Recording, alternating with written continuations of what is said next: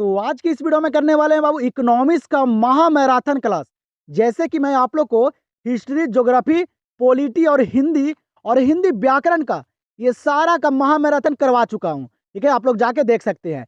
और आज हम लोग इस वीडियो में करने वाले हैं इकोनॉमिक्स का, अर्थशास्त्र का बाबू, इकोनॉमिक्स का महा मैराथन क्लास, जो काफी इंपॉर्टेंट है। जिस तरह से आप लोग का सारा मैराथन क्लास करवाया हूँ, उसी प्रकार बाबू आज की इस वीडियो में आप लोग को इकोनॉमिक्स का महा मैराथन कराने वाला हूँ। तो आप लोग जो है इस वीडियो को पूरे अंत तक देखिए और इकोनॉमिक्स के ये सारे प्रश्न को कर लीजिए, क्योंकि सारे प्रश्न इंपॉर्टेंट है, बोर्ड एग्जाम से रिलेटेड सवाल है और बोर्ड एग्जाम में पूछे गए सारे सवाल शामिल हैं। तो आप लोग जो है देख लीजिए और बुक का सारा प्रश्न बाबू, हर एक चैप्टर का प्रश्न है। तो आप लोग इस वीडियो को पूरे अंत तक देखिए और सारे प्रश्न को कर लीजिए। आप लोग को बोर्ड एग्जाम में कोई दिक्कत या समस्या नहीं आएगा। तो चलिए हम लोग करते हैं शुरू और करते हैं इकोनॉमिक्स का महा मैराथन क्लास। चलिएगा, तो यहाँ पे ध्यान दीजिएगा, पहला नंबर सवाल आप लोग को दिया गया है। क्या करा है पहला नंबर सवाल कि भारत का वित्तीय वर्ष है। और आप लोग जो है पेन और पेपर लेकर बैठ जाइए और सारे प्रश्न को खुद से करते चलिए। देखते हैं आज आप लोग को पता चल जाएगा कि आप लोग का तैयारी कितना बेहतर है, आप लोग क्या कर सकते हैं। अब ज्यादा समय भी नहीं है। तो बताइएगा, यहाँ पे पहला नंबर सवाल क्या करा है कि भारत का वित्तीय वर्ष है। भारत का वित्तीय वर्ष जो है वह क्या है, एग्जाम में ये सवाल कई बार पूछे गए हैं, तो आप लोग याद रखिएगा। भारत का वित्तीय वर्ष जो है ना, वह क्या है बाबू, 1 अप्रैल से 31 मार्च है। ध्यान में रखिएगा, याद कर लीजिएगा, 1 अप्रैल से 31 मार्च है। तो यहाँ पे क्या हो जाएगा इस सवाल का आंसर, ऑप्शन नंबर ए। चलिएगा, यहाँ पे ध्यान दीजिएगा आप लोग, दूसरा नंबर सवाल क्या करा है कि अर्थशास्त्र के पिता कौन थे। बताइएगा, अर्थशास्त्र के जो पिता थे वह कौन थे। इंपॉर्टेंट सवाल है, बताइए आप लोग। तो अर्थशास्त्र के पिता कौन थे, ध्यान रखिएगा बाबू, कौन थे, तो वह एडम स्मिथ थे। कौन थे, एडम स्मिथ। याद रखिएगा, एग्जाम में भी ये सवाल पूछे गए हैं। ठीक है, सारे बुक का ही सवाल एग्जाम में पूछे जाते हैं, तो पूरा बुक का निचोड़ सवाल है बाबू इस वीडियो में। तो आप लोग ये इकोनॉमिक्स का महामैराथन को देख लीजिए। तो अर्थशास्त्र के पिता कौन थे, एडम स्मिथ थे। आंसर यहाँ पे क्या हो जाएगा, ऑप्शन नंबर बी। चलिएगा, ध्यान दीजिएगा अगले प्रश्न पे। क्या करा कि उत्पादन संभावना वक्र का ढाल होता है। क्या करा सवाल कि उत्पादन संभावना वक्र का ढाल जो होता है वह क्या होता है। ऑप्शन को देखिए और सारे प्रश्न को करते चलिए। ठीक है, सारे ऑप्शन को पढ़ते चलिएगा आप लोग। ठीक है, बताइएगा उत्पादन संभावना है वक्र का ढाल जो होता है वह कैसा होता है। याद रखिएगा, ऋणात्मक होता है। ठीक है, अच्छे मार्क्स लाना है बाबू, अच्छे परसेंटेज लाना है, तो सवाल को रटना पड़ेगा। ठीक है, आप लोग पढ़ाई नहीं किए अच्छे तरह से, तो आप लोग जो है सारे प्रश्न को याद कर लीजिए, रट जाइए। ठीक है, अब ज्यादा वक्त नहीं आप लोग के पास। तो उत्पादन संभावना वक्र का जो ढाल होता है वह क्या होता है, ऋणात्मक होता है। आंसर यहाँ पे हो जाएगा इस सवाल का ऑप्शन नंबर ए। चलिएगा, यहाँ पे सवाल क्या कर रहा है कि उत्पादन की अवधारणाएं हैं। क्या कर रहा है सवाल कि उत्पादन की जो अवधारणाएं हैं यहाँ पे वह कौन कौन से हैं। जल्दी से बताइएगा, इंपॉर्टेंट सवाल है, सारे प्रश्न को एकदम ध्यान पूर्वक से अच्छे तरह से कर लीजिए आप लोग। ठीक है, उत्पादन की जो अवधारणाएं हैं वह क्या है, तो कुल उत्पाद, सीमांत उत्पाद और औसत उत्पाद, ये तीनों बाबू उत्पादन की अवधारणाएं हैं। याद रखिएगा आप लोग अच्छे तरह से। यहाँ पे आंसर क्या हो जाएगा, इनमें से सभी, ऑप्शन नंबर डी। यहाँ पे अगला सवाल क्या किया रहा है बाबू, क्या दिया गया है, कह रहा है कि रिजर्व बैंक ऑफ इंडिया की स्थापना हुई। एग्जाम में पूछा गया सवाल है, ध्यान रखिएगा आप लोग। क्या कह रहा है कि रिजर्व बैंक ऑफ इंडिया की जो स्थापना हुई ये कब हुई। बताइएगा, हर चैप्टर का निचोड़ सवाल है बाबू इस वीडियो में, तो सारे प्रश्न को ईमानदारी पूर्वक से कर लीजिए। ठीक है, एक ही वीडियो में पूरा इकोनॉमिक्स कंप्लीट है। तो बताइएगा, रिजर्व बैंक ऑफ इंडिया की स्थापना जो हुई ये कब हुई, तो याद रखिएगा कब, 1935 में। रिजर्व बैंक ऑफ इंडिया की स्थापना कब हुई, 1935 में हुई। आंसर यहाँ पे क्या हो जाएगा, ऑप्शन नंबर बी। अगला सवाल यहाँ पे दिया गया है, क्या करा अगला सवाल कि बजट निम्न में से कौन शब्द है। बताइएगा, यहाँ पे बजट बजट जो दिया गया है ये बाबू यहाँ पे कौन सा शब्द है, पढ़िएगा आप लोग। लैटिन है, जर्मन है कि फ्रेंच है। बताइएगा आप लोग कि बजट जो है निम्न में से कौन सा शब्द है। याद रखेगा, हर एक सवाल करवाऊंगा आप लोग को, तो ध्यान पूर्वक से आप लोग करते चलिएगा। ठीक है, तो बजट जो है वह बाबू कौन सा शब्द है, तो वह फ्रेंच शब्द है। कैसा, फ्रेंच। याद रखिएगा, आंसर यहाँ पे हो जाएगा ऑप्शन नंबर सी। अगला सवाल यहाँ पे क्या कर रहा है कि दोहरीय विनिमय प्रणाली का आरंभ कब हुआ। बताइएगा, दोहरीय विनिमय प्रणाली का जो आरंभ हुआ ये कब हुआ। इंपॉर्टेंट सवाल है, आप लोग याद रखिएगा बाबू, डेट वाले सवाल को तो अच्छे तरह से याद रखिएगा। ठीक है, कि दिक्कत ना आए। तो दोहरीय विनिमय प्रणाली का जो आरंभ हुआ ना, ये कब हुआ? तो 1 मार्च 1992 को। कब? 1 मार्च 1992 को, याद रखिएगा। ठीक है, इंपॉर्टेंट सवाल है। आंसर यहाँ पे हो जाएगा क्या? ऑप्शन नंबर ए। और आप लोग ना बाबू, जितना भी इकोनॉमिक्स का सवाल रहता है सारे ऑप्शन को पढ़िएगा। ठीक है, जितना भी सवाल रहेगा इकोनॉमिक्स के, पहले सारे ऑप्शन को अच्छा तरह से पढ़िएगा, उसके अनुसार ही आप लोग आंसर दीजिएगा। ठीक है, अच्छा तरह से। यहाँ पे क्या कर रहा है अगला सवाल कि अर्थव्यवस्था के प्रमुख क्षेत्र निम्न में से कौन से हैं? बताइएगा। अर्थव्यवस्था के जो प्रमुख क्षेत्र जो यहाँ पे है वह निम्न में से कौन से हैं? बताइए। तो इंपॉर्टेंट सवाल है बाबू, तो इस तरह के प्रश्न में अच्छा तरह से ऑप्शन को पढ़िएगा और देखिएगा कि कौन सही होगा। तो याद रखिएगा, अर्थव्यवस्था के जो प्रमुख क्षेत्र जो हैं वह है घरेलू क्षेत्र, उत्पादक क्षेत्र और सरकारी क्षेत्र। ये तीनों क्षेत्र बाबू अर्थव्यवस्था के प्रमुख क्षेत्र हैं। अच्छे तरह से सारे प्रश्न को देख लीजिए। यहाँ पे सवाल क्या, आंसर क्या हो जाएगा? इनमें से सभी। Option number D. 9 नंबर सवाल को देखिएगा, क्या करें यहाँ पे 9 नंबर सवाल कि उपयोगिता में क्या होती है? बताइएगा, उपयोगिता में क्या होती है? इंपॉर्टेंट सवाल है, पढ़िए आप लोग ऑप्शन को और बताइएगा आप लोग। ठीक है, बोर्ड एग्जाम में आप लोग को काफी सारा समय मिलेगा। ठीक है, मैथ नहीं बनाना है कि उसमें समय जाता है। ठीक है, आप लोग अच्छा तरह से सारे प्रश्न को कीजिएगा कि गलती नहीं कर पाइए। ठीक है, तो उपयोगिता में क्या होती है? तो क्या होती है? लाभदायकता और हानिकारक, ये दोनों होती है। क्या होती है? लाभदायकता और हानिकारक, लाभ और हानि दोनों होती है बाबू उपयोगिता में। तो आंसर यहाँ पे क्या होगा? ए एवं बी दोनों। Option number C. यहाँ पे सवाल अगला को देखिए, क्या करें यहाँ पे अगला सवाल कि अर्थशास्त्र की कल्याण संबंधी परिभाषा के जन्मदाता थे। बताइएगा बाबू, अर्थशास्त्र की कल्याण संबंधी परिभाषा के जो बाबू जन्मदाता थे वह कौन थे? और यही सारे सवाल एग्जाम में भी पूछे जाते हैं। तो आप लोग ध्यान पूर्वक से अच्छी तरह से सारे प्रश्न को पढ़ लीजिए। तो अर्थशास्त्र की कल्याण संबंधी परिभाषा के जो जन्मदाता थे वह कौन थे? तो वह मार्शल थे। कौन थे बाबू? मार्शल। याद रखेगा। यहाँ पे आंसर क्या हो जाएगा इस सवाल का? ऑप्शन नंबर ए। फिर यहाँ पे प्रश्न क्या करे अगला सवाल कि सबसे पहले माइक्रो शब्द का प्रयोग किसने किया? बताइएगा, एग्जाम में ये सवाल पूछे गए हैं। बताइए आप लोग जल्दी से, आप लोग क्वेश्चन बैंक पढ़ोगे तो आप लोग को यहाँ पे काफी सारे प्रश्न नजर आ रहे होंगे। ठीक है, जो एग्जाम में पूछे गए हैं। तो सबसे पहले माइक्रो शब्द का प्रयोग किसने किया? तो याद रखिएगा, रैगनर फ्रिश ने। किसने बाबू? रैगनर फ्रिश ने बाबू सबसे पहले माइक्रो शब्द का प्रयोग किए थे। एग्जाम में ये सवाल पूछे गए हैं, तो याद रखिएगा। आंसर यहाँ पे हो जाएगा ऑप्शन नंबर सी। यहाँ पे देखिएगा बाबू, अगला सवाल क्या कर रहा है कि कारक लागत पर निवल राष्ट्रीय उत्पाद को कहते हैं। बताइएगा, कारक लागत पर निवल राष्ट्रीय उत्पाद को जो कहा जाता है, ये क्या कहा जाता है? बताइएगा आप लोग, इंपॉर्टेंट सवाल है, याद रखिएगा आप लोग कि कारक लागत पर निवल राष्ट्रीय उत्पाद को जो कहा जाता है वह राष्ट्रीय आय कहा जाता है। क्या कहा जाता है? राष्ट्रीय आय। अच्छे नंबर लाना है तो याद करना पड़ेगा बाबू, रटना पड़ेगा, क्योंकि आप लोग आर्ट्स वाले स्टूडेंट हैं। ठीक है, इसमें बनाने की कोई जरूरत नहीं है। तो यहाँ पे क्या आंसर हो जाएगा बाबू? Option number B. यहाँ पे अगला प्रश्न को देखिए, ये प्रश्न काफी इंपॉर्टेंट है, काफी VBA सवाल है। बताइएगा आप लोग, क्या करें कि महामंदी का काल कौन सा था? महामंदी का जो काल था वह कौन सा काल था? इंपॉर्टेंट सवाल है, बताइएगा आप लोग। तो महामंदी का काल कौन सा था बाबू? एग्जाम में पूछा गया है, तो वह 1930 था। क्या था? 1930। याद रखेगा, आप लोग को एग्जाम में देखने के लिए मिलेगा। तो महामंदी का काल कौन सा था? 1930 था। आंसर यहाँ पे क्या हो जाएगा? ऑप्शन नंबर ए। यहाँ पे अगला प्रश्न क्या दिया गया है, कह रहे बाबू कि तृतीयक क्षेत्र में किसे शामिल किया जाता है? तृतीयक क्षेत्र में किसे शामिल किया जाता है? बताइएगा आप लोग, कौन इसमें बाबू तृतीयक क्षेत्र में शामिल है? तो याद रखिएगा, तृतीयक क्षेत्र में क्या क्या आता है बाबू? बैंक, बीमा, संचार। ठीक है, ये सारे आते हैं बाबू। तृतीयक क्षेत्र में बैंक, बीमा, संचार ये सारे आते हैं। ऑप्शन को भी आप लोग याद रखेगा। ठीक है, एक एक करके पूछ भी सकता है एग्जाम में। तो यहाँ पे आंसर हो जाएगा इनमें से सभी। Option number D. यहाँ पे जो सवाल को देखिएगा बाबू, ये सवाल काफी इंपॉर्टेंट है। ठीक है, ये आप लोग को पॉलिटी में भी देखने के लिए मिल सकते हैं। ठीक है, ये सवाल कई बार एग्जाम में भी पूछे गए हैं। यहाँ पे क्या करें कि प्राथमिक क्षेत्र को जाना जाता है। क्या करा सवाल कि प्राथमिक क्षेत्र को जो जाना जाता है वह किस नाम से जाना जाता है बाबू? प्राथमिक क्षेत्र को में क्या क्या शामिल है? ठीक है, तो याद रखेगा ध्यान पूर्वक से बाबू, प्राथमिक क्षेत्र को जो जाना जाता है ना, वह कृषि तथा संबंधित क्षेत्र से जाना जाता है। किससे? कृषि तथा संबंधित क्षेत्र से। प्राथमिक क्षेत्र में बाबू कृषि, मत्स्य पालन, पशुपालन ये सारे आते हैं, तो ध्यान रखिएगा। तो यहाँ पे आंसर हो जाएगा ऑप्शन नंबर ए।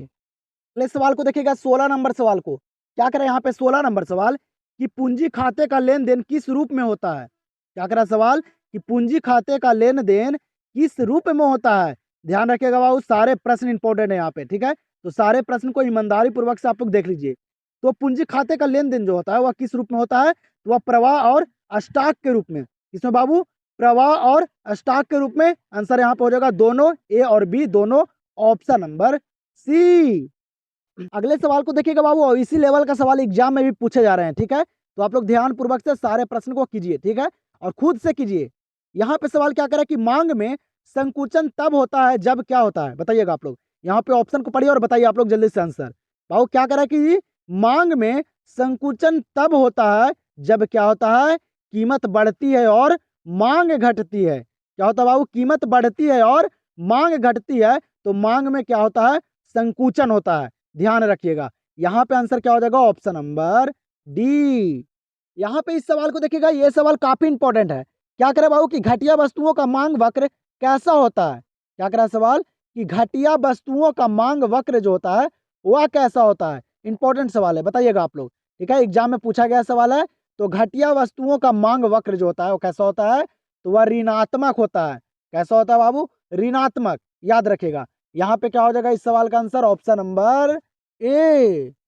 यहाँ पे अगला सवाल को देखिएगा आप लोग, क्या करा अगला सवाल कि अस्थाई पूंजी का उपभोग क्या है। यहाँ पे बाबू अस्थाई पूंजी का जो उपभोग है वह क्या है।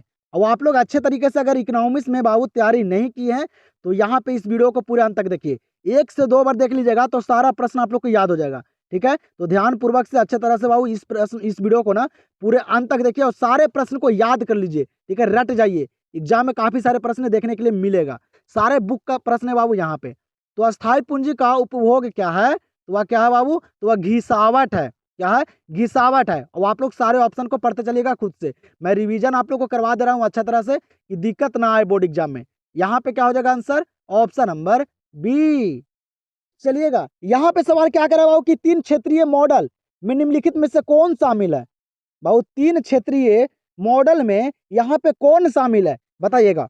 आप लोग को देख लेता हूँ आज कि आप लोग का इकोनॉमिक्स में कितना बढ़िया तैयारी है बाबू, ठीक है। इसी से पता चल जाएगा कि आप लोग कितना पढ़ाई किए हैं। अब ज़्यादा समय भी नहीं है, ठीक है, 1 से 2 मंथ और बचा हुआ है, तो आप लोग पढ़िए, अच्छा तरह से पढ़िए। बताइएगा आप लोग जल्दी से, 3 क्षेत्रीय मॉडल में निम्नलिखित में से कौन शामिल है, तो याद रखिएगा बाबू, परिवार, सरकार और फर्म तीनों, ठीक है। तो यहाँ पे आंसर हो जाएगा इनमें से सभी, ऑप्शन नंबर डी। चलिएगा, यहाँ पे सवाल क्या कर रहा है कि बाजार मूल्य का संबंध निम्नलिखित में से किससे है। यहाँ पे बाबू ऑप्शन में किससे संबंध है बाबू, बाजार मूल्य का। इंपॉर्टेंट सवाल है, बताइएगा आप लोग, ठीक है, बताइएगा जल्दी से। आप लोग को देख लेता हूँ आज कि आप लोग कितना बढ़िया तैयारी किए हैं। तो बाजार मूल्य का संबंध निम्नलिखित में से किससे है, याद रखिएगा, अति अल्पकालीन मूल्य से। किससे बाबू, अति अल्पकालीन मूल्य से। सारे प्रश्न को रट जाइए, यहाँ पे आंसर क्या हो जाएगा, option number B. Board exam में बाबू इसी लेवल का सवाल भी पूछे जाते हैं, ठीक है। आप लोग एक बार क्वेश्चन बैंक को पढ़िएगा और देखिएगा कि कहाँ कहाँ से सवाल पूछे जाते हैं और किस लेवल का सवाल पूछे जाते हैं। सारे उसी के अनुसार बाबू आज की इस वीडियो में सारे प्रश्न शामिल हैं, ठीक है। यहाँ पे सवाल क्या करा कि निवेश के निर्धारक घटक कौन से हैं। निवेश के निर्धारक घटक जो है यहाँ पे वह कौन से हैं, इंपॉर्टेंट सवाल है, बताइएगा। तो याद रखिएगा, निवेश के जो निर्धारक घटक है वह पूंजी की सीमांत क्षमता और ब्याज दर, ये दोनों हैं, ठीक है। पूंजी की सीमांत क्षमता और ब्याज दर, ये दोनों बाबू निवेश के निर्धारक घटक हैं, ठीक है। अच्छे तरह से पढ़िए आप लोग। तो यहाँ पे आंसर क्या हो जाएगा, दोनों, ए और बी, ऑप्शन नंबर सी। चलिएगा, तो इस सवाल को देखिए, क्या करा कि कर प्राप्तियों में शामिल की जाती है। बाबू कर प्राप्तियों में जो शामिल की जाती है वह किन्हें शामिल की जाती है, बताइएगा। इस प्रश्न को एकदम याद रखिएगा बाबू, काफी इंपॉर्टेंट सवाल है ये। तो कर प्राप्तियों में जो शामिल की जाती है वह आय कर को, संपत्ति कर को और उत्पाद कर को, ये तीनों को शामिल की जाती है। ध्यान रखिएगा, ठीक है। कर प्राप्तियों में बाबू ये तीनों को शामिल की जाती है, याद रखिएगा आप लोग। आंसर हो जाएगा इनमें से सभी, ऑप्शन नंबर डी। चलिएगा, यहाँ पे देखिए बाबू, बैंक से काफी सारे प्रश्न पूछे जाते हैं एग्जाम में, तो सारे लेवल का सवाल आप लोग को मैं यहाँ पे करवाऊंगा। यहाँ पे सवाल क्या करे बाबू कि सेंट्रल बैंक ऑफ इंडिया क्या है। सेंट्रल बैंक ऑफ इंडिया जो यहाँ पे है वह क्या है, बताइएगा। इंपॉर्टेंट सवाल है, याद रखिएगा आप लोग। सेंट्रल बैंक ऑफ इंडिया जो यहाँ पे है ना वह क्या है, तो वह व्यापारिक बैंक है। कैसा, व्यापारिक बैंक, याद रखिएगा। यहाँ पे इस सवाल का आंसर हो जाएगा ऑप्शन नंबर ए। यहाँ पे अगला सवाल क्या करा है ना कि व्यावसायिक बैंकों का प्रमुख कार्य क्या है, बताइएगा। व्यावसायिक बैंकों का जो कार्य है बाबू, जो काम है, वह क्या है यहाँ पे, बताइएगा। आप लोग सारे ऑप्शन को पढ़िए और बताइएगा आप लोग। तो व्यावसायिक बैंकों का जो प्रमुख कार्य है वह क्या है, तो है बाबू साख नियंत्रण करना, अन्य बैंकों को ऋण देना और ग्राहकों का जमा स्वीकार करना। ये तीनों है, याद रखिएगा। ये तीनों है बाबू व्यावसायिक बैंकों का प्रमुख कार्य। आंसर हो जाएगा क्या, इनमें से सभी, ऑप्शन नंबर डी। 26 नंबर सवाल को देखिएगा, क्या करा 26 नंबर सवाल कि देश में कागजी नोट जारी करने का कार्य कौन करता है। देश में बाबू वो कागजी नोट जारी करने का जो कार्य करता है, जो काम करता है, वह कौन करता है, बताइएगा। इंपॉर्टेंट सवाल है, आप लोग याद रखिएगा कि देश में कागजी नोट जारी करने का जो कार्य करता है ना, वह कौन करता है, तो वह केंद्रीय बैंक करता है। कौन करता है बाबू, केंद्रीय बैंक, ठीक है। और कहीं कहीं आरबीसी दे ले रहता है, वो भी हो सकता है, ठीक है, लेकिन यहाँ पे ऑप्शन में नहीं है। ऑप्शन के अकॉर्डिंग आप लोग को एग्जाम में सारे प्रश्न करना है, ठीक है। तो यहाँ पे क्या हो जाएगा इस प्रश्न का आंसर, ऑप्शन नंबर बी। चलिएगा इस सवाल को देखिएगा, ये सवाल भी एग्जाम में पूछे गए हैं। क्या करे बाबू कि किसने कहा अर्थशास्त्र धन का विज्ञान है। कौन कहे थे कि जो अर्थशास्त्र है ये बाबू धन का विज्ञान है। इंपॉर्टेंट सवाल है, बताइएगा आप लोग। कौन कहे थे, जल्दी से बताइए आप लोग कि किसने कहा कि अर्थशास्त्र धन का विज्ञान है। तो याद रखिएगा कौन कहे थे, तो ये एडम स्मिथ कहे थे बाबू। कौन, एडम स्मिथ कहे थे कि अर्थशास्त्र जो है वह धन का विज्ञान है। आंसर क्या हो जाएगा यहाँ पे, ऑप्शन नंबर सी। अगला सवाल को देखिएगा बाबू, ये भी सवाल एग्जाम में पूछे गए हैं कई बार, ठीक है, तो इसको याद रखिएगा। क्या क्या कह रहा है कि उत्पादन के निम्न में कौन से साधन है। बाबू उत्पादन के निम्न में कौन से साधन है यहाँ पे, बताइएगा। उत्पादन के निम्न में कौन साधन है, तो वह भूमि है, श्रम है और पूंजी है। ये तीनों है, ठीक है, याद रखिएगा। भूमि, श्रम और पूंजी। और इसी तरह से एग्जाम में भी सवाल पूछे जाते हैं, ठीक है, याद रखिएगा। यहाँ पे आंसर हो जाएगा क्या, इनमें से सभी, ऑप्शन नंबर डी। चलिएगा इस सवाल को देखिए बाबू, और आप लोग अभी तक इस चैनल को सब्सक्राइब नहीं किए, चैनल से जुड़ जाइए बाबू। आप लोग को इसी तरह से बाबू सारे विषय का मैराथन करवाऊंगा, उसके बाद आप लोग को टेस्ट सीरीज चलवाऊंगा, ठीक है। एग्जाम से पहले ही आप लोग को सारा कंप्लीट करवा दूंगा बाबू, कि एक भी दिक्कत बोर्ड एग्जाम में ना आए। तो अभी तक आप लोग चैनल से नहीं जुड़े हैं, चैनल से जुड़ जाइए। और आप लोग को वीडियो पसंद रहे तो वीडियो को एक लाइक जरूर करिएगा, ठीक है। आप लोग को यहाँ पे रिवीजन करवा दे रहा हूँ अच्छा तरह से, कि एग्जाम में दिक्कत ना आए, ठीक है, सारा डाउट क्लियर हो जाए। यहाँ पे सवाल क्या करा है बाबू, देखिएगा आप लोग, कह रहे कि यदि पूरक वस्तुओं के मूल्य में कमी आती है तो वस्तु की मांग होती है, बताइएगा। क्या करे सवाल कि यदि पूरक वस्तुओं के मूल्य में कमी आ जाती है ना, तो वस्तु की मांग जो होती है वह क्या होती है, बताइएगा। इंपॉर्टेंट सवाल है, तो याद रखिएगा क्या होती है, बढ़ती है। क्या होती है बाबू, बढ़ती है। अच्छे तरह से सारे सवाल को पढ़कर और आंसर को भी आप लोग देख लीजिए अच्छे तरह से, कि दिक्कत ना आए। तो यहाँ पे क्या हो जाएगा आंसर, ऑप्शन नंबर ए। और आप लोग को मैं बता देता हूँ बाबू, आप लोग जब एग्जाम में आंसर कीजिएगा ना, तो आप लोग सारे ऑप्शन को देखकर, ठीक है, और ऑप्शन के अकॉर्डिंग आप लोग प्रश्न का आंसर कीजिएगा, ठीक है। याद रखिएगा आप लोग अच्छा तरह से, आप लोग को वहाँ पे वक्त मिलेगा, समय मिलेगा, ठीक है। तो आप लोग अच्छे तरह से कीजिएगा, वो गलती नहीं कीजिएगा, ठीक है, बार बार मौका नहीं मिलता है, ठीक है, अच्छे तरह से कीजिएगा। यहाँ पे सवाल को देखिए क्या कर रहा है कि न्यूनतम समर्थन मूल्य किसके उदाहरण है, वो बताइएगा आप लोग। न्यूनतम समर्थन मूल्य जो है वह किसके उदाहरण है, इंपॉर्टेंट सवाल है। तो याद रखेगा ये बाबू कृषि पदार्थ का उदाहरण है, किसके, कृषि पदार्थों का उदाहरण है यहाँ पे, ठीक है। आंसर यहाँ पे क्या हो जाएगा, ऑप्शन नंबर बी। चलिएगा यहाँ पे देखिए अगले सवाल को, क्या करा है कि साधन लागत पर शुद्ध राष्ट्रीय उत्पाद को कहा जाता है, बताइएगा। इंपॉर्टेंट सवाल है बाबू, इसको तो याद रखेगा आप लोग अच्छे तरह से, एग्जाम में आप लोग को देखने के लिए मिल सकते हैं। एग्जाम में ये सवाल भी कई बार पूछे गए हैं। क्या करा कि साधन लागत पर शुद्ध राष्ट्रीय उत्पाद को कहा जाता है, क्या कहा जाता है, याद रखेगा, राष्ट्रीय आय कहा जाता है। क्या, राष्ट्रीय आय कहा जाता है। साधन लागत पर शुद्ध राष्ट्रीय उत्पाद को क्या कहा जाता है, राष्ट्रीय आय कहा जाता है। आंसर यहाँ पे क्या हो जाएगा इस सवाल का, ऑप्शन नंबर ए।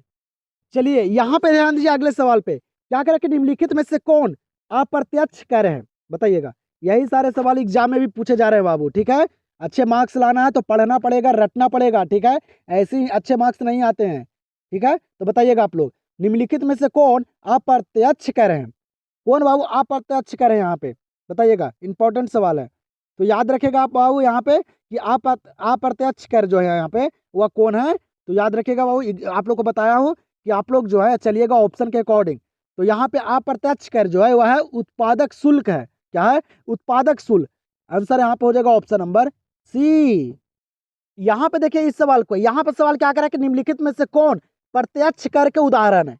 यहाँ पे क्या पूछ रहा है बाबू, प्रत्यक्ष कर, और पीछे क्या बताएं आप लोग को, अप्रत्यक्ष कर। तो ये दोनों प्रश्न को याद रखेगा आप लोग। तो यहाँ पे ध्यान दे दीजिए आप लोग कि प्रत्यक्ष कर यहाँ पे उदाहरण क्या है अप्रत्यक्ष कर का। तो याद रखेगा आप लोग, आय कर, उपकार कर और संपत्ति कर, ये बाबू तीनों हैं। याद रखेगा आप लोग, ठीक है। एग्जाम में आप लोग को सवाल देखने के लिए मिलेगा यहाँ से। तो यहाँ पे आंसर हो जाएगा इनमें से सभी, ऑप्शन नंबर डी। यहाँ पे देखिए बाबू काफी इंपॉर्टेंट सवाल है, बहुत ही वीवीआई सवाल है, एग्जाम में भी ये सवाल कई बार पूछे गए हैं, ठीक है। क्या करा है कि अंतिम ऋणदाता किसे कहा गया है, बताइएगा। अंतिम ऋणदाता जो कहा गया है वह किसे कहा गया है, काफी इंपॉर्टेंट सवाल है, ठीक है, ध्यान दीजिए आप लोग। तो अंतिम ऋणदाता जो कहा गया है ना, वह कहा गया है किसे, तो वह भारतीय रिजर्व बैंक को। किसे बाबू, भारतीय रिजर्व बैंक को कहा गया है अंतिम ऋणदाता। इस प्रश्न को ना याद रखेगा आप लोग। तो यहाँ पे आंसर क्या हो जाएगा, ऑप्शन नंबर डी। अगला सवाल क्या करे यहाँ पे, कह रहा है बाबू कि भारत में बैंकिंग क्षेत्र सुधार प्रारंभ हुआ। भारत में जो बैंकिंग क्षेत्र सुधार प्रारंभ जो हुआ, जो शुरू हुआ, ये कब हुआ। इंपॉर्टेंट सवाल है, डेट वालों को एकदम याद रखेगा आप लोग। तो भारत में बैंकिंग क्षेत्र सुधार जो प्रारंभ हुआ ना, ये कब हुआ बाबू, याद रखेगा 1991 में। कब हुआ था, 1991 में। इंपॉर्टेंट सवाल है, याद रखेगा आप लोग। यहाँ पे इस सवाल का आंसर क्या हो जाएगा, ऑप्शन नंबर सी। अगला सवाल यहाँ पे दिया गया है, क्या करा अगला सवाल कि सिक्कों का सर्वप्रथम प्रयोग कहाँ हुआ था। सिक्कों का सर्वप्रथम प्रयोग जो हुआ था, ये कहाँ हुआ था, सबसे पहले सिक्कों का प्रयोग कहाँ हुआ था बाबू। इंपॉर्टेंट सवाल है, बताइएगा आप लोग।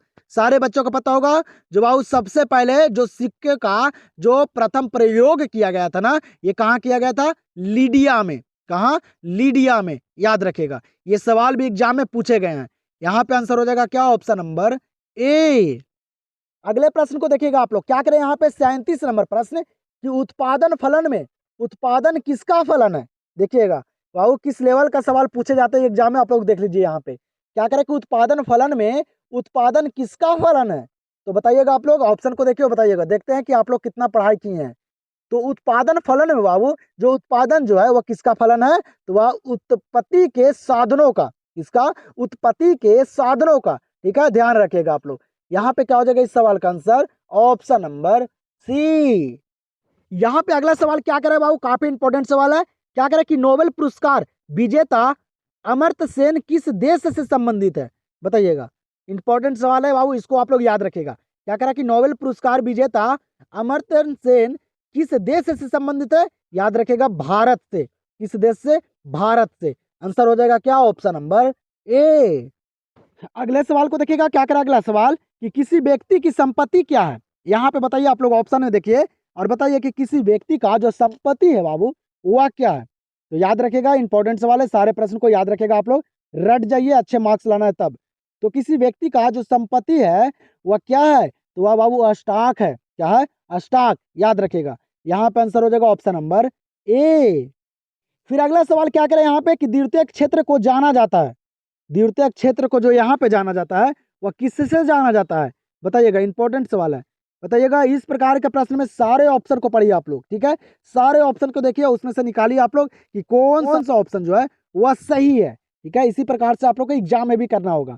तो द्वितीयक क्षेत्र को जाना जाता है बाबू, तो वह निर्मित क्षेत्र से, इससे निर्मित क्षेत्र से, और तृतीयक क्षेत्र को सेवा क्षेत्र से, और प्रथम क्षेत्र को बाबू कृषि क्षेत्र से। तो याद रखिएगा, ये सवाल काफी इंपॉर्टेंट है, आप लोग को इसी प्रकार से प्रश्न एग्जाम में देखने के लिए मिल सकते हैं।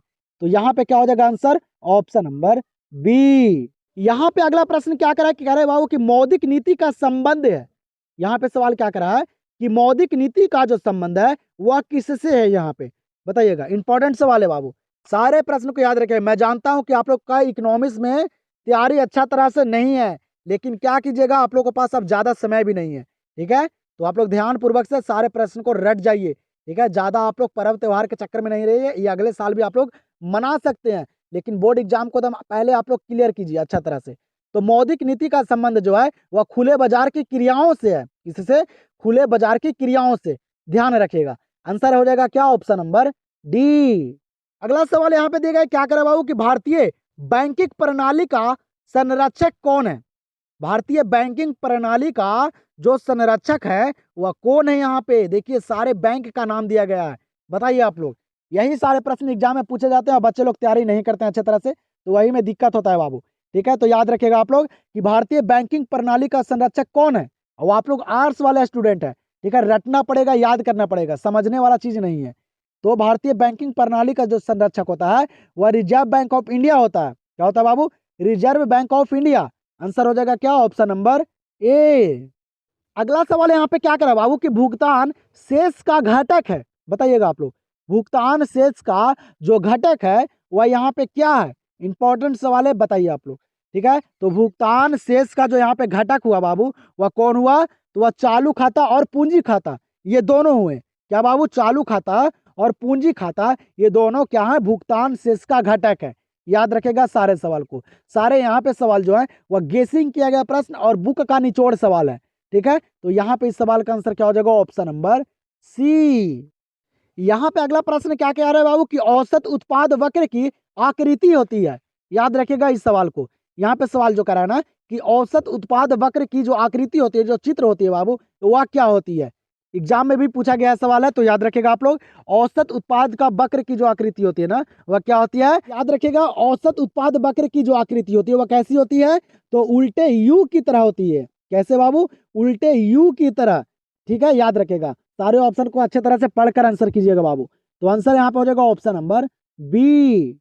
चलिए यहाँ पे देखिए अगले प्रश्न को क्या करा कि आवश्यक वस्तुओं की मांग की लोच होती है। क्या करे सवाल कि आवश्यक वस्तुओं की मांग की जो लोच होती है वह क्या होती है? इकाई से अधिक, इकाई से कम, ये असीमित होती है कि शून्य होती है? इंपॉर्टेंट सवाल है, बताइएगा। आवश्यक वस्तुओं की मांग की जो लोच होती है वह कैसी होती है? याद रखिएगा बाबू, वो कैसी होती है? तो वह होती है, तो वह इकाई से कम होती है। कैसा? इकाई से कम। याद रखेगा, यहाँ पे आंसर हो जाएगा ऑप्शन नंबर बी। चलिएगा अगला सवाल को देखिएगा क्या करें यहाँ पे। अगला सवाल कि अर्थशास्त्र विज्ञान एवं कला दोनों है, किसने कहा है? बताइएगा आप लोग। ये भी सवाल एग्जाम में पूछे गए हैं, आप लोग एक बार क्वेश्चन बैंक को पढ़िए, अच्छा तरह से पढ़िए एकदम। ठीक है, अर्थशास्त्र विज्ञान एवं कला दोनों हैं, किसने कहा? बताइएगा आप लोग, बताइएगा जल्दी से। ठीक है, तो बाबू कौन कहे थे कि अर्थशास्त्र विज्ञान विज्ञान एवं कला दोनों हैं? कौन कहे थे? तो वह मार्शल कहे थे। कौन कहे थे बाबू? मार्शल। याद रखिएगा, यहाँ पे आंसर हो जाएगा क्या? ऑप्शन नंबर ए। आप लोग यहाँ पे देखिए अगले प्रश्न को क्या करें। यहाँ पे अगला प्रश्न कि केंद्रीय बैंक द्वारा कौन सी मुद्रा जारी की जाती है।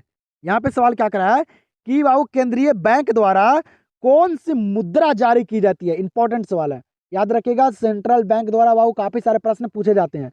तो केंद्रीय बैंक द्वारा कौन सी मुद्रा जारी की जाती है? तो वह चलन मुद्रा, सिक्के और बाबू साख मुद्रा, ये तीनों जारी की जाती है। याद रखिएगा कौन कौन? चलन मुद्रा, सिक्के और साख मुद्रा, ये तीनों केंद्रीय बैंक द्वारा जारी की जाती है। आंसर यहाँ पे हो जाएगा ऑप्शन नंबर डी, इनमें से सभी। अगला सवाल क्या करा है बाबू कि बैंक ऑफ इंग्लैंड की स्थापना किस वर्ष हुआ? बताइएगा आप लोग। बैंक ऑफ इंग्लैंड की जो स्थापना हुआ वह किस वर्ष हुआ? एग्जाम में सवाल पूछे गए हैं, तो जल्दी से बताइए आप लोग। ठीक है, पूछे गए प्रश्न को एकदम रट जाइए बाबू, एग्जाम में आप लोग को देखने के लिए मिल सकते हैं। तो याद रखिएगा, बैंक ऑफ इंग्लैंड की जो स्थापना हुआ था ना वह कब हुआ था? 1694 में। कब हुआ था? 1694 में बैंक ऑफ इंग्लैंड की स्थापना हुआ था। आंसर हो जाएगा ऑप्शन नंबर बी। अगला दीजिएगा अगले सवाल पे क्या करा यहाँ पे। अगला सवाल कि एक संतुलित बजट किसे कहते हैं? बताइएगा। एक संतुलित बजट जो कहा जाता है वह किसे कहा जाता है? इंपॉर्टेंट सवाल है, बताइएगा आप लोग। बाबू यही लेवल का सवाल एग्जाम में भी पूछे जाते हैं। ठीक है, आप लोग को बार बार बोल रहा हूँ, तो अच्छा तरह से सारे प्रश्न को देख लीजिए। ठीक है, एक ही वीडियो में पूरा बाबू इकोनॉमिक्स का प्रश्न निचोड़ है, तो आप लोग इस वीडियो को देखकर एग्जाम में चले जाइए। बस आप लोग को और कोई वीडियो देखने का जरूरत नहीं पड़ेगा। बताइएगा एक संतुलित बजट किसे कहते हैं? तो याद रखेगा, जब व्यय और प्राप्तियां बराबर हो उसे बाबू क्या कहते हैं? एक संतुलित बजट कहते हैं। ठीक है, ध्यान रखिएगा। यहाँ पे आंसर हो जाएगा क्या? ऑप्शन नंबर ए। 50 नंबर सवाल को आप लोग देखिए बाबू, एक प्रश्न आप लोग के लिए। ठीक है, इस प्रश्न का आंसर आप लोग कमेंट सेक्शन में बताइएगा। ये सवाल भी कई बार एग्जाम में पूछे गए हैं, तो देखता हूं मैं कि आप लोग को ये प्रश्न का आंसर याद है कि नहीं याद है। आप लोग कमेंट सेक्शन में जरूर इस प्रश्न का आंसर दीजिएगा। क्या करें कि एटीएम का पूर्ण रूप क्या है? भाऊ एटीएम का जो पूर्ण रूप है वह क्या है? ऑप्शन को पढ़िए और जल्दी से ये 50 नंबर प्रश्न का आंसर कमेंट सेक्शन में दीजिए। मैं जानूंगा कि हाँ कि बच्चे लोग 50 प्रश्न तक कर लिए हैं, ये भी मुझे पता चल जाएगा। और ये भी पता चल जाएगा कि आप लोग का तैयारी कितना बेहतर है, आप लोग इस प्रश्न का आंसर दे पाते हैं कि नहीं दे पाते हैं। ये प्रश्न काफी इंपॉर्टेंट है, एग्जाम में भी कई बार पूछे गए हैं, तो जल्दी से इस प्रश्न का आंसर कमेंट सेक्शन में दीजिए। हम लोग देखते हैं अगले सवाल को। अगले सवाल को देखिएगा, एक कॉमन नंबर सवाल क्या करा है कि मुद्रा वह वस्तु है। बताइएगा आप लोग क्या करा है सवाल कि मुद्रा वह वस्तु है। क्या वस्तु है बाबू मुद्रा, आप लोग बताइए। यहाँ पे ऑप्शन को पढ़िए और जल्दी से बताइए आप लोग। तो बाबू मुद्रा जो है ना, ये क्या है, जो मूल्य का मापक हो, ठीक है, और जो विनिमय के रूप में स्वीकार किए जाए और जो विनिमय का माध्यम हो, ये तीनों है बाबू। मुद्रा क्या है, ये तीनों है। आप लोग पढ़ लीजिएगा अच्छा तरह से। यहाँ पे आंसर हो जाएगा इनमें से सभी, ऑप्शन नंबर डी। अगले प्रश्न को देखिए आप लोग क्या करें। यहाँ पे अगला प्रश्न कि अर्थव्यवस्था में साख का सृजन कौन करता है। बताइएगा अर्थव्यवस्था में साख का सृजन जो करता है वह कौन करता है। और सारे बुक का प्रश्न है बाबू, ठीक है, पूरे बुक का निचोड़ सवाल है। आप लोग को बोर्ड एग्जाम में दिक्कत नहीं होने दूंगा, ठीक है, तो पढ़ लीजिए आप लोग अच्छा तरह से। तो अर्थव्यवस्था में साख का सृजन जो होता है वह कौन करता है। तो वह करता है कौन बाबू, तो व्यावसायिक बैंक करता है। कौन करता है, व्यावसायिक बैंक। याद रखेगा आप लोग। यहाँ पे आंसर हो जाएगा क्या, ऑप्शन नंबर सी। 53 नंबर सवाल क्या करे यहाँ पे कि दीर्घकाल में पूर्ति की लोच है। बताइएगा दीर्घकाल में पूर्ति की जो लोच है वह क्या है। इंपॉर्टेंट सवाल है, बताइए आप लोग। जल्दी से ऑप्शन को पढ़िए और बताइए आप लोग। तो दीर्घकाल में बाबू पूर्ति की जो लोच है वह क्या है, तो वह अधिक लोचदार है। क्या है, अधिक लोचदार। याद रखिएगा दीर्घकाल में जब पूछेगा कि पूर्ति का लोच जो है वह क्या है, तो वह अधिक लोचदार है। आंसर हो जाएगा क्या, ऑप्शन नंबर ए। चलिएगा तो यहाँ पे अगले प्रश्न पे ध्यान दीजिएगा। ये सवाल काफी इंपॉर्टेंट है, एग्जाम में भी कई बार पूछे गए हैं। क्या करा सवाल कि मांग की लोच कितने प्रकार की होती है। इंपॉर्टेंट सवाल है, बताइएगा आप लोग। मांग की लोच जो होती है वह कितने प्रकार की होती है। बताइएगा आप लोग, पढ़े होंगे आप लोग, तो याद रखेगा मांग की जो लोच होती है ना वह 5 प्रकार की होती है। कितने, 5 प्रकार के, याद रखेगा। यहाँ पे आंसर हो जाएगा क्या, ऑप्शन नंबर बी। अगले प्रश्न को देखिएगा क्या करा अगला प्रश्न कि उपयोगिता एक धारणा है। क्या करा सवाल कि उपयोगिता जो है एक धारणा है। क्या है बाबू, मनोवैज्ञानिक है, सामाजिक है, राजनीतिक है। बताइए आप लोग। यही सारे सवाल इंपॉर्टेंट है, ठीक है, सारे बुक का निचोड़ प्रश्न है बाबू। हर एक पॉइंट आप लोगों को करवाऊंगा इस वीडियो में, सिर्फ आप लोग बने रहिए लास्ट तक। तो बताइएगा उपयोगिता एक धारणा है। कैसी धारणा है, तो वह मनोवैज्ञानिक है। कैसा बाबू, मनोवैज्ञानिक। याद रखेगा यहाँ पे आंसर हो जाएगा ऑप्शन नंबर ए। ध्यान दीजिएगा यहाँ पे अगले प्रश्न पे। बाबू यहाँ पे प्रश्न कह रहा है कि मांग के नियम का संबंध है। मांग के नियम का जो संबंध है वह क्या है यहाँ पे, बताइएगा। सारे ऑप्शन को पढ़कर ही कीजिएगा बाबू, ठीक है, क्योंकि वहाँ जो ऑप्शन है वह सारे एक प्रकार का ही नजर आएंगे, ठीक है, सब अच्छे तरह से। तो आप लोग सारे ऑप्शन को ठीक से पढ़ लीजिएगा, उसके बाद ही आंसर कीजिएगा। तो बताइएगा आप लोग, मांग के नियम का संबंध जो है वह क्या है। तो याद रखेगा मूल्य और मांग के बीच है। क्या है, मूल्य और मांग के बीच बाबू मांग के नियम का संबंध है। याद रखेगा इस प्रकार के प्रश्न को दम। तो यहाँ पे आंसर हो जाएगा क्या, ऑप्शन नंबर बी। चलिए यहाँ पे ध्यान दीजिए आप लोग अगले प्रश्न पे। और आप लोग सारे प्रश्न को करते चलिए। आज आप लोग को पता चल जाएगा कि आप लोग का तैयारी कितना बढ़िया है, ठीक है। आप लोग बहुत पर्व त्योहार मना लिए, ठीक है, यही से पता चल जाएगा बाबू कि आप लोग कितना बढ़िया पढ़ाई किए हैं। यहाँ पे सवाल क्या करें कि अर्थव्यवस्था की समस्या निम्नलिखित में से कौन है। यहाँ पे बताइए आप लोग कि ऑप्शन में अर्थव्यवस्था की जो समस्या है वह कौन है। यहाँ पे याद रखेगा कौन कौन है, तो वह आर्थिक विकास, साधनों का आवंटन और साधनों का कुशलतम प्रयोग। ये तीनों बाबू अर्थव्यवस्था की समस्या है, ठीक है, याद रखिए। और सारे प्रश्न को करते चलिए खुद से, ठीक है, यही मौका है बाबू आप लोग को खुद से देखने का। तो यहाँ पे इस सवाल का आंसर क्या होगा, इनमें से सभी, ऑप्शन नंबर डी। अगले प्रश्न पे ध्यान दीजिएगा आप लोग। क्या करें अगला प्रश्न कि किसी वस्तु में मानवीय आवश्यकताओं की पूर्ति करने की क्षमता को कहते हैं। किसी वस्तु में बाबू मानवीय आवश्यकताओं की पूर्ति करने का जो क्षमता है उसे क्या कहते हैं। इंपॉर्टेंट सवाल है, काफी इंपॉर्टेंट सवाल है। बताइएगा आप लोग, बताइए जल्दी से कि किसी वस्तु में मानवीय आवश्यकताओं की पूर्ति करने की क्षमता को क्या कहते हैं। याद रखेगा उपयोगिता कहते हैं। क्या कहते हैं, उपयोगिता, ठीक है, याद रखेगा। यहाँ पे इस सवाल का आंसर क्या हो जाएगा, ऑप्शन नंबर बी। यहाँ पे अगला सवाल को देखिएगा, ये भी सवाल इंपॉर्टेंट है। क्या करा कि भारतीय रिजर्व बैंक का राष्ट्रीयकरण कब हुआ। भाई भारतीय रिजर्व बैंक का जो राष्ट्रीयकरण हुआ ये कब हुआ, बताइएगा। इंपॉर्टेंट सवाल है, बताइए आप लोग जल्दी से। तो भारतीय रिजर्व बैंक का जो राष्ट्रीयकरण हुआ ये कब हुआ था, तो ये 1 जनवरी 1949 को। कब, 1 जनवरी 1949 को हुआ था, ठीक है, याद रखेगा आप लोग। तो यहाँ पे क्या हो जाएगा इस सवाल का आंसर, ऑप्शन नंबर ए। चलिए यहाँ पे सवाल क्या करा अगला कि व्यापार क्षेत्र में कौन सी मंदे शामिल होती है। बताइएगा। यहाँ पे ऑप्शन को देखिए और सारे प्रश्न को करते चलिए।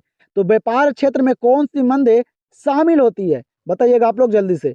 तो याद रखिएगा, व्यापार क्षेत्र में जो मंदे शामिल होती है ना, वह कौन सी? तो वह दृश्य मंदे। कौन सी बाबू? दृश्य मंदे। याद रखिएगा अच्छे तरह से, ठीक है। यहाँ पे आंसर हो जाएगा ऑप्शन नंबर सी। अगला प्रश्न यहाँ पे दिया गया है, क्या करे बाबू कि व्यापार संतुलन का अर्थ होता है। व्यापार संतुलन का जो अर्थ होता है वह क्या होता है, यहाँ पे बताइए आप लोग, ठीक है। याद रखिएगा, व्यापार संतुलन का जो अर्थ होता है ना, वह क्या होता है बाबू? तो वह वस्तुओं के आयात निर्यात में, क्या होता है? वस्तुओं के आयात निर्यात में, ये होता है व्यापार संतुलन का अर्थ, ठीक है। ध्यान में रखिएगा, अच्छे तरह से सारे प्रश्न को रट जाइए। अच्छे मार्क्स लाना है तो बाबू रटना पड़ेगा। तो यहाँ पे आंसर क्या हो जाएगा? Option number B. फिर यहाँ पे अगला प्रश्न दिया गया है, क्या करें अगला प्रश्न कि विदेशी विनिमय दर का निर्धारण होता है, बताइएगा। अब आप लोग अभी सिर्फ बने रहिए बाबू, लास्ट तक सारे प्रश्न को देखिए, ठीक है। आप लोगों को काफी इंपॉर्टेंट सवाल मैं आप लोग को पीछे करवाने वाला हूँ, ठीक है।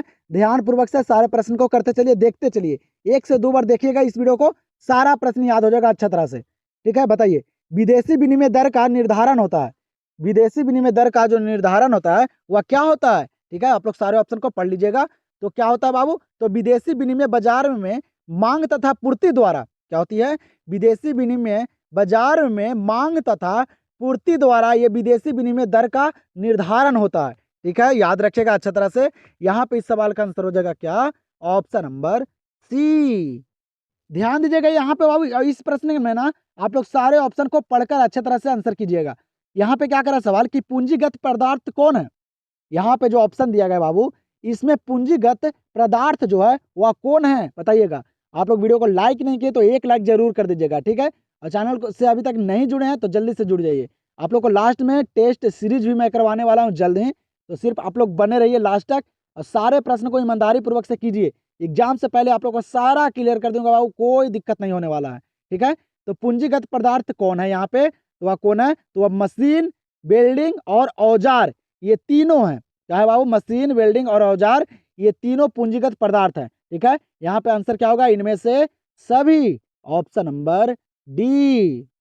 यहाँ पे अगला सवाल क्या करे कि भारत का केंद्रीय बैंक कौन है। यहाँ पे सवाल करे बाबू कि भारत का केंद्रीय बैंक जो है वह कौन है। यहाँ पे पढ़िए ऑप्शन को और बताइएगा जल्दी से। तो भारत का केंद्रीय बैंक कौन है? तो वह है कौन? भारतीय रिजर्व बैंक। कौन है बाबू? भारतीय रिजर्व बैंक, यह भारत का केंद्रीय बैंक, याद रखेगा। यहाँ पे आंसर हो जाएगा ऑप्शन नंबर सी। यहाँ पे देखिए बाबू, इस प्रश्न को देख लीजिए, ये भी प्रश्न काफी इंपॉर्टेंट है, ठीक है। इस तरह का प्रश्न मैं बताया था आप लोग को कि ऑप्शन को पढ़ कर कीजिएगा। यहाँ पे सवाल क्या करा है ना कि निम्नलिखित में से अप्रत्यक्ष कर कौन है, बताइएगा आप लोग। यहाँ पे बाबू अप्रत्यक्ष कर जो है यहाँ पे कौन है, जल्दी से बताइए, इंपॉर्टेंट सवाल है। तो याद रखेगा अप्रत्यक्ष यहाँ पे कौन है? तो वह बिक्री कर, उत्पादन कर और मनोरंजन कर, ये तीनों बाबू अप्रत्यक्ष कर हैं, ठीक है। आप लोग पढ़े होंगे अच्छा तरह से, आप लोग को पता होगा। जो बच्चे नहीं पढ़े हैं वो रट जाइए, ठीक है। तो यहाँ पे आंसर क्या हो जाएगा? इनमें से सभी। Option number D. सवाल को देखिएगा, ये भी सवाल काफी इंपॉर्टेंट है बाबू। यहाँ पे सवाल क्या करे ना कि जब सीमांत आय तथा सीमांत लागत बराबर होते हैं तब क्या होता है, बताइएगा। जब बाबू सीमांत आय तथा सीमांत लागत बराबर जब होते हैं ना तब क्या होता है, बताइएगा। ऑप्शन में देखिए और बताइए जल्दी से। तो नहीं पता है, याद रखिएगा बाबू क्या होता है? तो वह लाभ अधिकतम होता है। क्या होता है? लाभ जो है ना वह अधिक हो जाता है, याद रखिएगा। जब सीमांत आय तथा सीमांत लागत बराबर होता है तब लाभ जो है ना वह अधिकतम हो जाता है। आंसर यहाँ पे हो जाएगा ऑप्शन नंबर ए। फिर यहाँ पे ध्यान दीजिएगा, ये सवाल काफी इंपॉर्टेंट है, ठीक है। कई बार एग्जाम में पूछे गए हैं, ठीक है। अच्छा तरह से याद रखिएगा। क्या करा है कि पूर्ण प्रतियोगिता में कुल आगाम वक्र है, बताइएगा। इंपॉर्टेंट सवाल है बाबू, बताइए आप लोग जल्दी से कि पूर्ण प्रतियोगिता में कुल आगाम वक्र जो है वह क्या है, यहाँ पे जल्दी से बताइए, ठीक है। तो पूर्ण प्रतियोगिता में जो कुल आगाम वक्र जो है ना वह बाएं से दाएं चढ़ती हुई सीधी रेखा होगी। क्या होगी? बाएं से दाएं चढ़ती हुई सीधी रेखा, ये पूर्ण प्रतियोगिता में कुल आगाम वक्र है, ठीक है। तो यहाँ पे इस सवाल का आंसर हो जाएगा ऑप्शन नंबर ए। सवाल को देखिएगा, ये सवाल क्या करा कि आर्थिक क्रिया के प्रकार हैं, बताइएगा। यहाँ पे आर्थिक क्रिया के जो प्रकार हैं वह क्या हैं, जल्दी से बताइए। आर्थिक क्रिया के प्रकार क्या हैं? तो वह उत्पादन, उपभोग और विनिमय, ये तीनों हैं। आर्थिक क्रिया के प्रकार क्या है बाबू? उत्पादन, उपभोग और विनिमय, ये तीनों आर्थिक क्रिया के प्रकार, याद रखेगा। यहाँ पे आंसर होगा इनमें से सभी, ऑप्शन नंबर डी।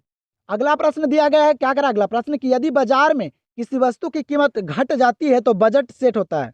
बताइएगा क्या करा है सवाल कि किसी बाबू यदि बाजार में किसी वस्तु की कीमत जो है वह घट जाती है तो बजट सेट जो होता है वह क्या होता है? इंपॉर्टेंट सवाल है, बताइएगा जल्दी से, बताइए आप लोग जल्दी से बाबू, इंपॉर्टेंट सवाल है, इसी प्रकार के प्रश्न एग्जाम में पूछे जा रहे हैं। ठीक है, ध्यान पूर्वक से पढ़ाई कीजिए आप लोग। इस बार एकदम अच्छे मार्क्स लाना है बोर्ड एग्जाम में, तो पढ़ाई करना पड़ेगा, मेहनत करना पड़ेगा बाबू, क्योंकि मेहनत ही रंग लाता है। ठीक है, मेहनत जितना ही कीजिएगा उतना ही अच्छे मार्क्स आएंगे। तो यदि बाजार में किसी वस्तु की कीमत जो है वह घट जाती है तो बजट सेट क्या होता है? तो वह बड़ा हो जाता है। क्या होता है? बड़ा हो जाता है। याद रखिएगा, रट जाइए सारे प्रश्न को। यहाँ पे इस सवाल का आंसर क्या हो जाएगा? ऑप्शन नंबर ए। अगले सवाल को देखिएगा, ये सवाल भी काफी इंपॉर्टेंट है बाबू, ये भी सवाल कई बार एग्जाम में पूछे गए हैं, तो ध्यान दीजिएगा आप लोग। क्या करें कि अर्थव्यवस्था को वर्गीकृत किया जा सकता है। अर्थव्यवस्था को बाबू जो वर्गीकृत किया जाता है वह किस में किया जाता है? इंपॉर्टेंट सवाल है, सारे बच्चों को पता भी होगा। ठीक है, तो वह क्या है बाबू? तो समाजवादी के रूप में और पूंजीवादी के रूप में और मिश्रित के रूप में, ये तीनों रूप में अर्थव्यवस्था को वर्गीकृत किया जाता है, मतलब बांटा जाता है। ठीक है, अर्थव्यवस्था को बांटा जाता है बाबू समाजवादी के रूप में, पूंजीवादी के रूप में और मिश्रित के रूप में बांटा जाता है। यहाँ पे इस सवाल का आंसर क्या होगा? इनमें से सभी, ऑप्शन नंबर डी।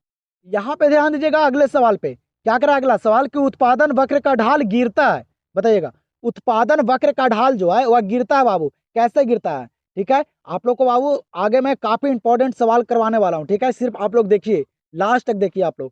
ठीक है, इधर सारे प्रश्न जो हैं वो बोर्ड एग्जाम से रिलेटेड हैं, सारे इंपॉर्टेंट है, आप लोग को कई सारे प्रश्न एग्जाम में नजर भी आएंगे।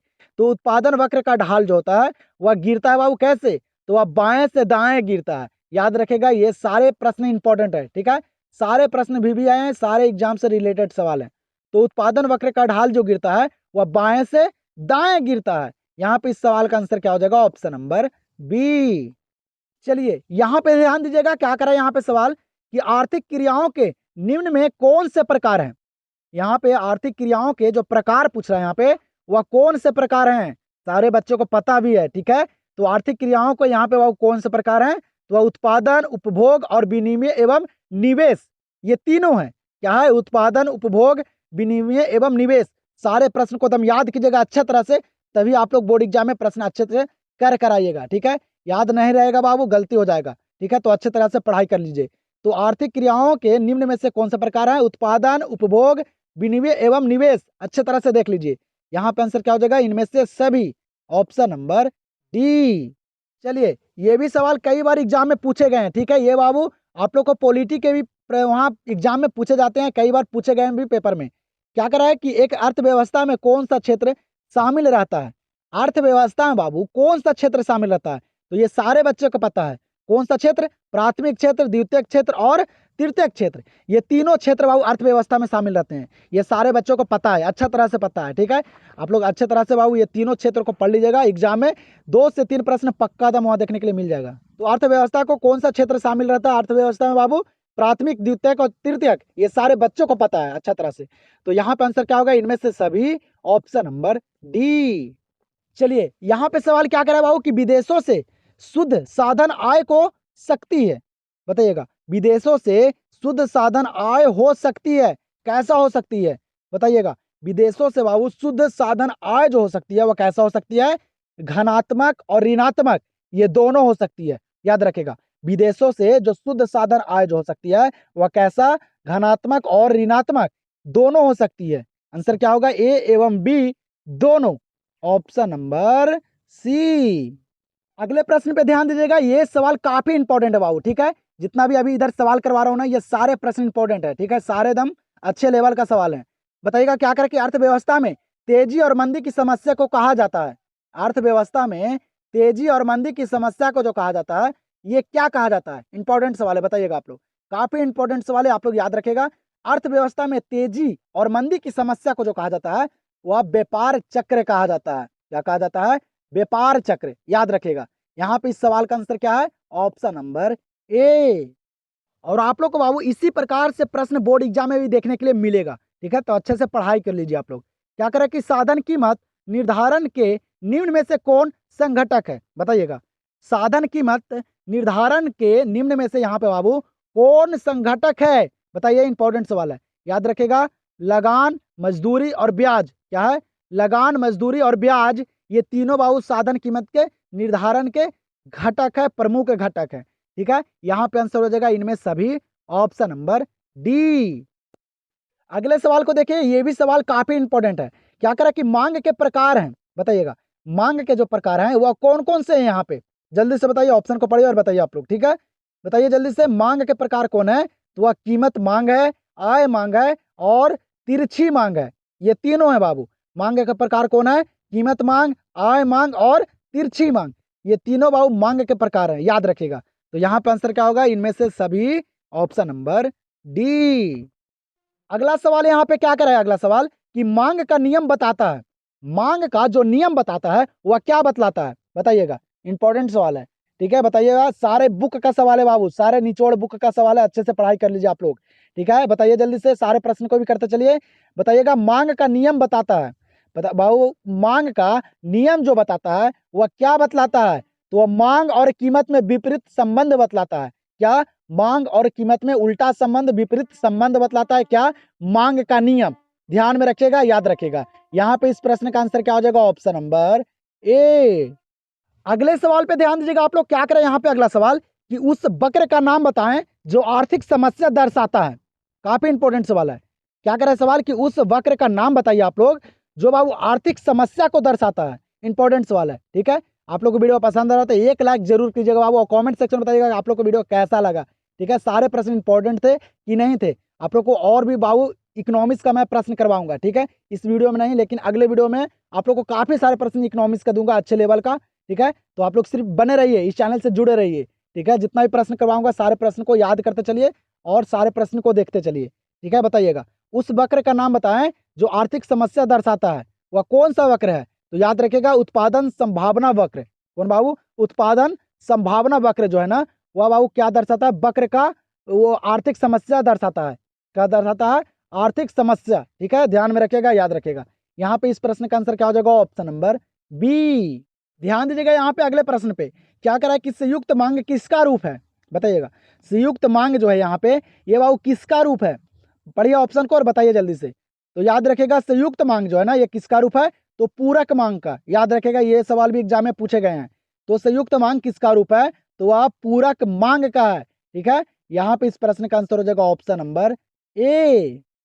अगले प्रश्न को देखिएगा आप लोग, ये भी सवाल इंपॉर्टेंट है बाबू। क्या करें यहाँ पे सवाल कि केंद्रीय बैंक साख नियंत्रण करती है, केंद्रीय बैंक जो है वह साख नियंत्रण करती है बाबू, कैसे, बताइएगा जल्दी से, बताइए, ऑप्शन को पढ़िए जल्दी से, बताइए आप लोग। केंद्रीय बैंक जो है वह बाबू कैसा साख नियंत्रण करती है, वह कैसे, याद रखिएगा कैसे बाबू, तो वह बैंक दर के माध्यम से, किससे, बैंक दर के माध्यम से बाबू साख नियंत्रण करती है, और खुले बाजार प्रक्रिया के माध्यम से भी करती है, और CRR के माध्यम से भी करती है। ठीक है, याद रखिएगा, CRR का मतलब होता है बाबू नगद और अचित अनुपात। ठीक है, ये होता है CRR का मतलब। ठीक है, ये तीनों से करती है, तो आंसर हो जाएगा इनमें से सभी, ऑप्शन नंबर डी। चलिएगा, तो यहाँ पे 82 नंबर सवाल को देखिए आप लोग। क्या करें यहाँ पे 82 नंबर सवाल कि एक अधिकार का मांग का वक्र कैसा होता है, बताइएगा। एक अधिकार का मांग का वक्र जो होता है ये कैसा होता है, एग्जाम में पूछा गया सवाल है। ठीक है, याद रखिएगा आप लोग। तो एक अधिकार मांग का वक्र जो होता है वह कैसा होता है, तो वह लोचदार होता है। कैसा होता है बाबू, लोचदार, याद रखिएगा आप लोग। यहाँ पे क्या हो जाएगा answer, option number B. 83 number सवाल क्या करें यहाँ पे कि बजट की अवधि क्या होती है, बजट की जो अवधि होती है ये क्या होती है, ये भी सवाल एग्जाम में पूछे गए हैं। यहाँ से सारे प्रश्न आप लोग को इंपॉर्टेंट नजर आएंगे बाबू, जो कई बार एग्जाम में पूछे जाते हैं। ठीक है, तो सारे प्रश्न को देखिए आप लोग अच्छा तरह से। क्या करें कि बजट की अवधि क्या होती है, तो बजट की जो अवधि होती है वह क्या होती है, तो वह वार्षिक होती है। क्या होती है, वह वार्षिक सालाना होती है, याद रखेगा। यहाँ पे आंसर हो जाएगा ऑप्शन नंबर ए। अगला सवाल यहाँ पे दिया गया है, क्या करा है कि निम्न में से कौन अर्थव्यवस्था की पूंजी है। क्या करा है कि निम्न में से यहाँ पे कौन है जो अर्थव्यवस्था की पूंजी है, बताइएगा, बताइए जल्दी से कि बाबू अर्थव्यवस्था की जो पूंजी है यहाँ पे वह कौन है, याद रखेगा, अर्थव्यवस्था की पूंजी कौन कौन है? भवन है, कार्यालय है, सड़क, सेतु, हवाई अड्डा, ये सारे बाबू अर्थव्यवस्था की पूंजी है। ठीक है, आप लोग को पढ़े होंगे, आप लोग को पता होगा। ठीक है, भवन, कार्यालय, सड़क, सेतु और हवाई अड्डा, ये सारे क्या है? अर्थव्यवस्था की पूंजी है। एग्जाम में पूछे गए सवाल है। यहाँ पे आंसर क्या होगा? इनमें से सभी, ऑप्शन नंबर डी। यहाँ पे सवाल क्या कर रहा है कि संतुष्ट बजट गुणांक का मान क्या है? बताइएगा, संतुष्ट बजट गुणांक का जो मान है वह क्या है? जल्दी से बताइए बाबू। सारे प्रश्न यहाँ पे जो मैं करवा रहा हूँ ना, ये सारे एग्जाम में पूछे गए सवाल है। ठीक है, आप लोग देख लीजिए, जल्दी से बताइएगा। संतुष्ट बजट गुणांक का जो मान है वह क्या है? आप लोग पढ़े हैं बाबू, क्या है? तो वह 1 होता है। संतुष्ट बजट का गुणांक जो होता है, जो मान होता है, वह कितना होता है? 1 होता है। याद रखेगा, यहाँ पे आंसर हो जाएगा ऑप्शन नंबर बी।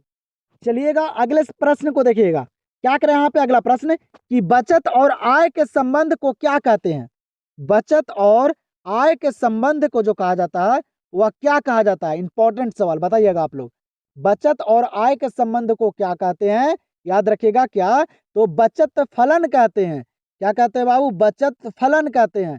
दम रट जाइए सारे प्रश्न को। बचत और आय के संबंध को क्या कहते हैं? बचत फलन कहते हैं। आंसर यहाँ पे हो जाएगा ऑप्शन नंबर सी।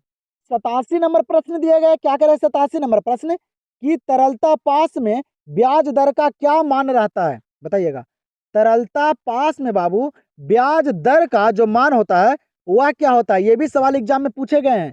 बताइए जल्दी से। अब सारे प्रश्न इंपॉर्टेंट है बाबू, यहाँ पे जितना भी करवाऊंगा अब सारा सवाल इंपॉर्टेंट है। जल्दी से बताइए आप लोग, जल्दी से बताइए आप लोग कि बाबू तरलता पास में जो ब्याज दर का जो मान होता है, जो रहता है, वह क्या रहता है? याद रखेगा, न्यूनतम। क्या रहता है बाबू? न्यूनतम रहता है। तो यहाँ पे आंसर क्या हो जाएगा? Option number B. और आप लोग को बताता हूँ, आप लोग को जल्द ही मैं आप लोग का टेस्ट सीरीज चलाने वाला हूँ।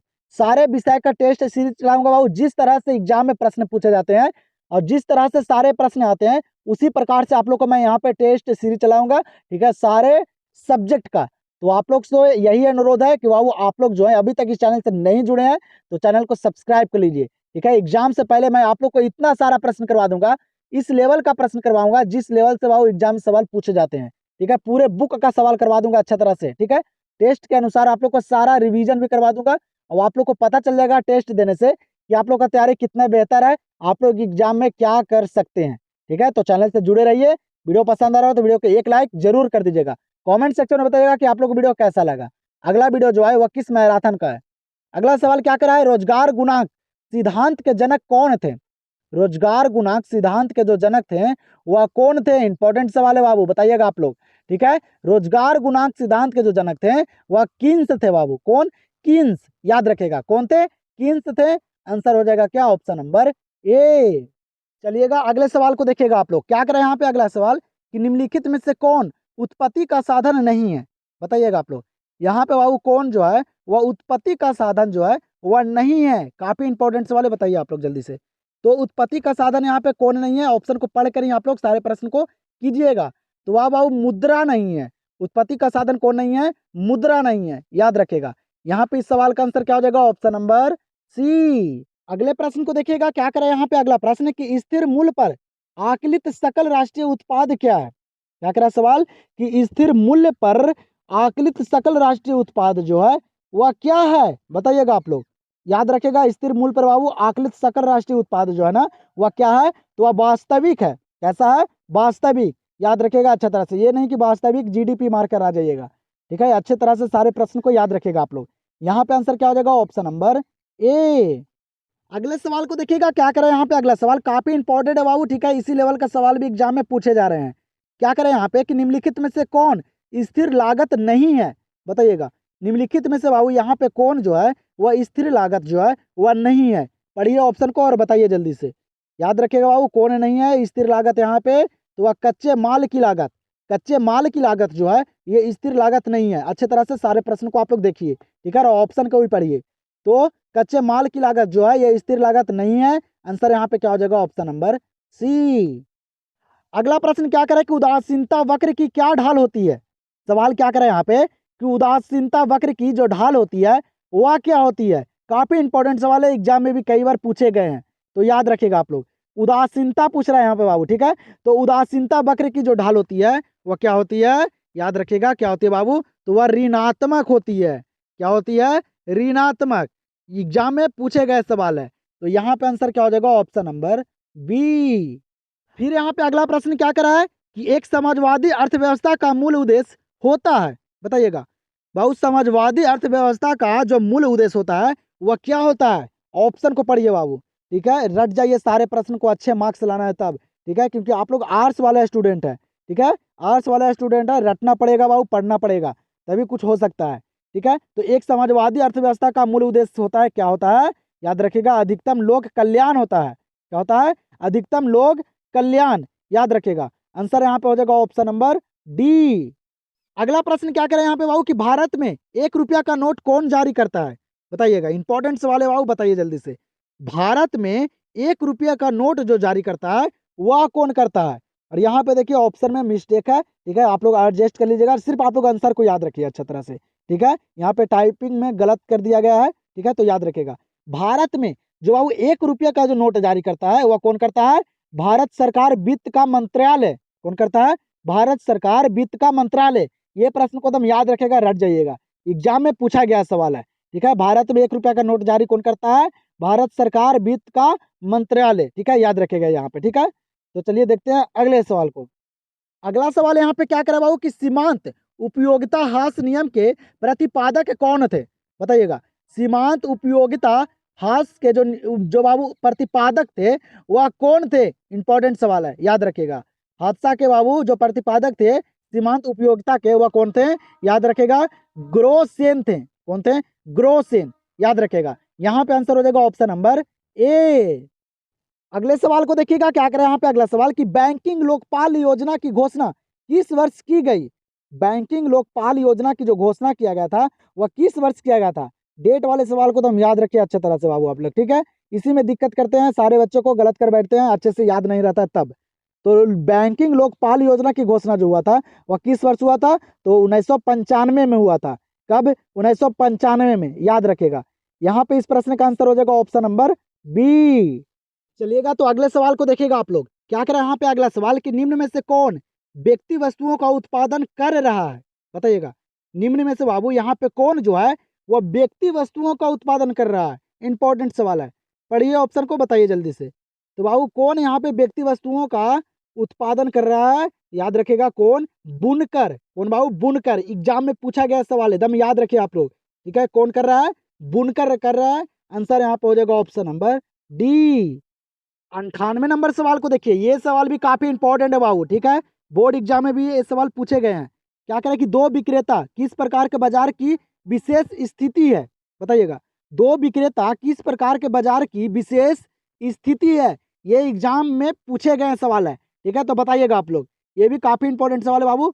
दो विक्रेता जो है ना वह किस प्रकार के बाजार की विशेष स्थिति है, याद रखेगा, अल्प अधिकार की। किसका बाबू, अल्प अधिकार की, ये बाबू बाजार की विशेषता है। कौन, दो विक्रेता, याद रखिएगा अच्छा तरह से, एग्जाम में ये सवाल पूछे गए हैं।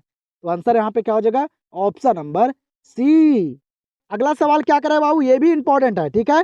काफी सारे इंपॉर्टेंट प्रश्न बाबू आप लोग को यहाँ पे करवाया हूँ, ठीक है। तो 1 से 2 बार जरूर इस वीडियो को देखिएगा, ठीक है। बताइएगा क्या करें यहाँ पे ना कि बिस्कुट का बाजार किस प्रकार का बाजार है, बताइएगा।